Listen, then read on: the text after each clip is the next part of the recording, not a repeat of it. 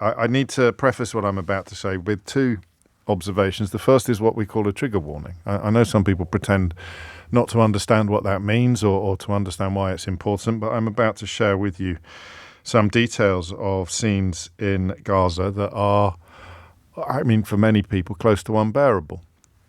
And I put myself among that number, to be honest with you. And the second thing I need to do is to remind you that Israel continues to keep foreign journalists out of Gaza. So we rely upon much less detailed footage and reportage than we would otherwise. The question of why Israel keeps foreign journalists out of Gaza is probably answered by the events that I'm about to relay to you. And the fact that not having foreign journalists there leaves at least some room for carefully cultivated doubt and denial. So the Al-Aqsa hospital has already been reduced to such a condition that many people are sheltering in tents outside the hospital, and those tents have now been attacked. Some of the footage appears to show people burning alive while attached to IV drips. This is 2024. This is the 21st century. This is an ally of the United Kingdom. There's also been a school attacked. And the Israeli policy that is now under discussion or that is now being contemplated as something that may actually be underway is the brainchild of a former general and effectively involves treating everybody as though they are terrorists. And I'm going to quickly tell you what the least intelligent analysis in this entire hideous field involves. And it is the suggestion that because Israel is possessed of an almighty war machine, if it really wanted to embark upon ethnic cleansing or, God forbid, genocide, then it would have done so already. This displays an ignorance not only of military history, but also of basic moral decline, so profound that you wonder how anybody even offering up such a thought could tie their own shoelaces. No atrocity in history happened in 24 hours. The build up to atrocity is slow and hideous because, to use an utterly inadequate analogy, it's the mother of all exercises in boiling a frog. So you don't go in on day one and start burning people alive in tents while they're attached to IV drips. You claim on day one that you're trying to rescue hostages, or that you're only going to attack terrorists, or that you're taking enormous care to spare civilians. It's only by day 370 odd that you can undertake this sort of thing with some confidence that America, and to a lesser but still significant extent, the United Kingdom will stay silent. The second stupidest contribution to this conversation is the idea that if somehow the remaining hostages were released, Israel would stop attacking Lebanon, where there aren't any hostages, and Gaza, because Benjamin Netanyahu has made it absolutely clear that is simply not the case. And anybody following these matters closely will tell you that the families of the remaining hostages are among the least supportive Israelis. Many of the families of the remaining hostages are among the least supportive Israelis of Benjamin Netanyahu's administration. But make no mistake, it is an administration that still enjoys great support in Israel, even as people object and protest to what is going on. The democratic nature of the country means effectively that they wouldn't be able to continue in power without a mandate from the electorate, and that mandate remains. And that's, where we are now. I don't want it to sound like I'm trivializing anything, but I think this is a moment where everybody can actually agree with each other. The hospital courtyard where people were sleeping was preceded by an attack upon a school sheltering families. That was in Nuseirat. The school today was scheduled to become a polio vaccination site.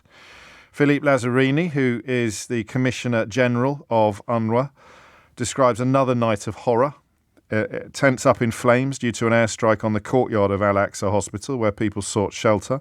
A school hit with 20 people reported killed. That's where the polio vaccination campaign was due to be conducted today. That has now been cancelled at that school, at that site. He describes Gaza as a never-ending hell.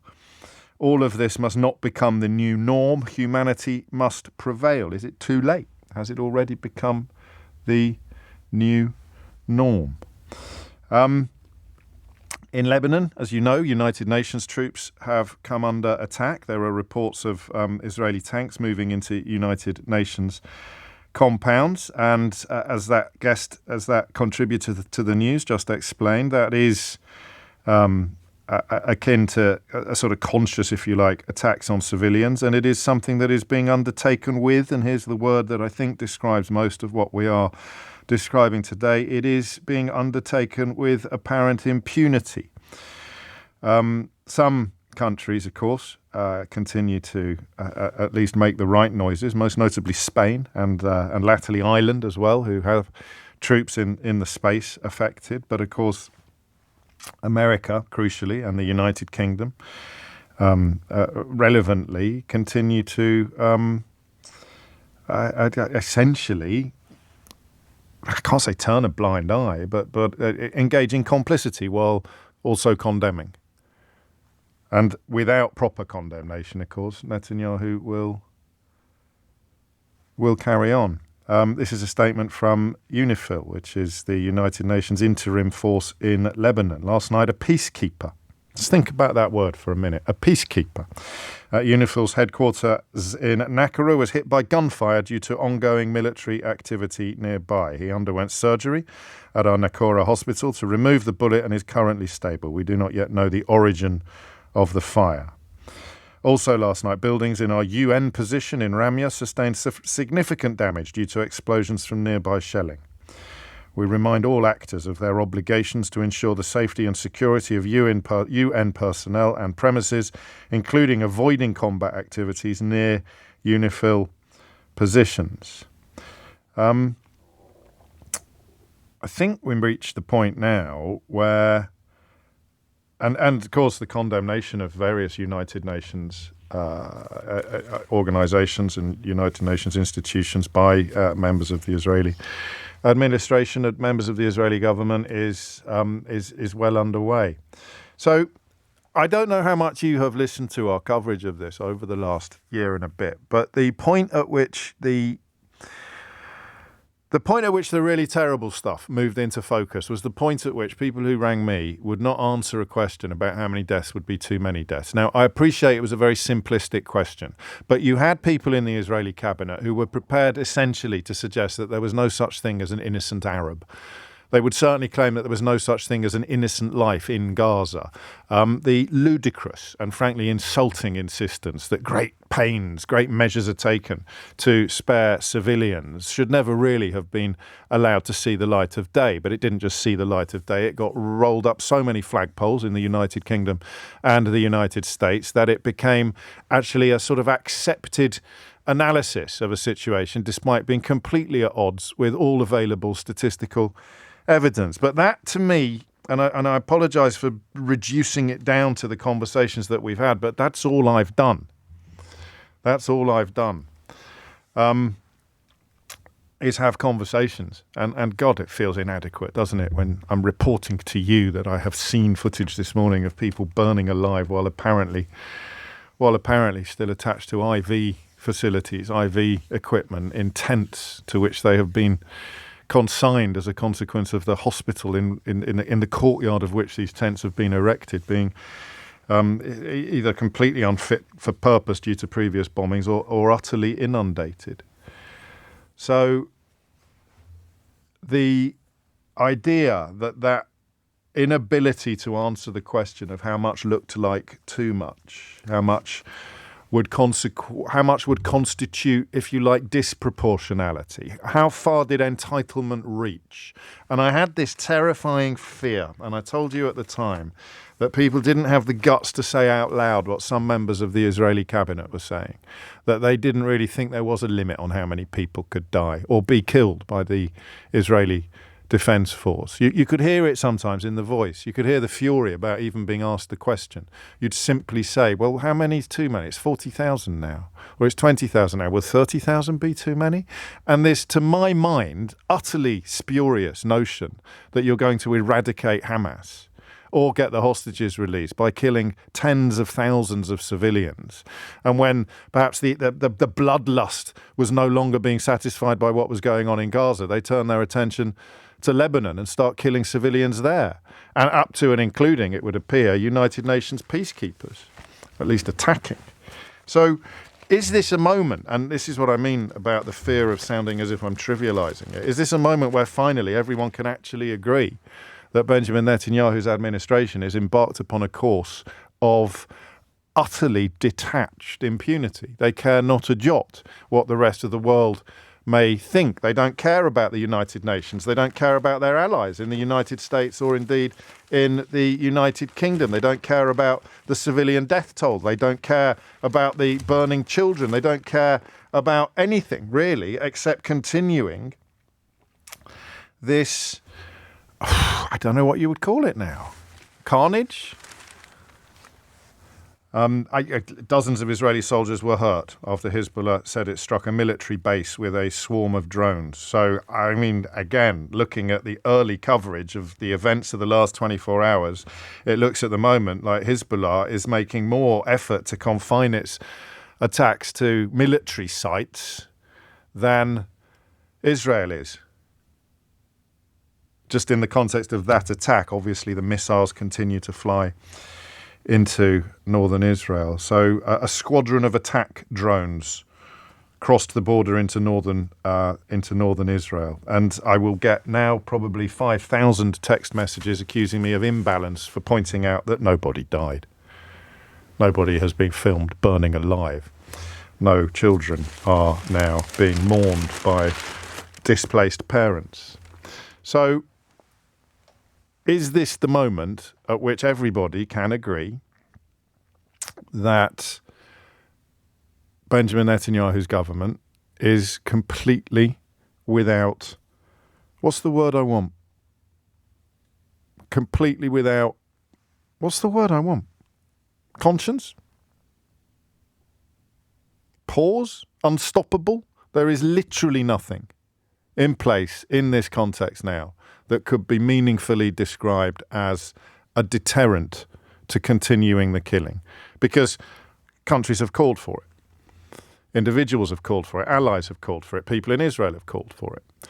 The point now is that every death, you can no longer pretend that it's a question of proportionality or that it's a question of ebb and flow. We have reached the point that everybody feared.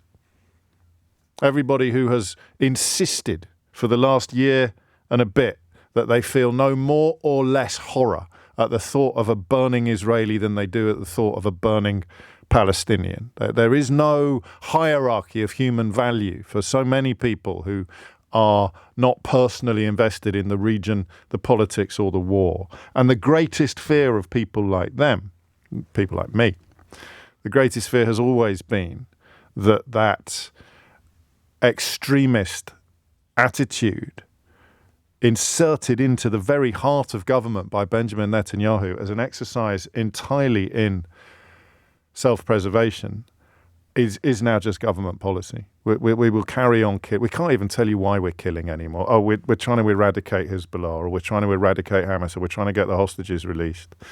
How does burning people alive while they're hooked up to IV facilities, and if that in any way turns out not to be true, the reason why it's being so widely reported today is because Israel won't let journalists into the region from overseas. This is just the point, isn't it? I mean, it's almost as if the debate is over. Israel is going to do whatever it wants. Israel is going to display absolutely zero compassion or compunction in its continuing carnage, in its continuing killing of civilians in Lebanon, peacekeeping, it would appear, forces and civilians in Gaza. Israel has gone completely rogue. And the weird thing is that I don't think there's any debate to have here.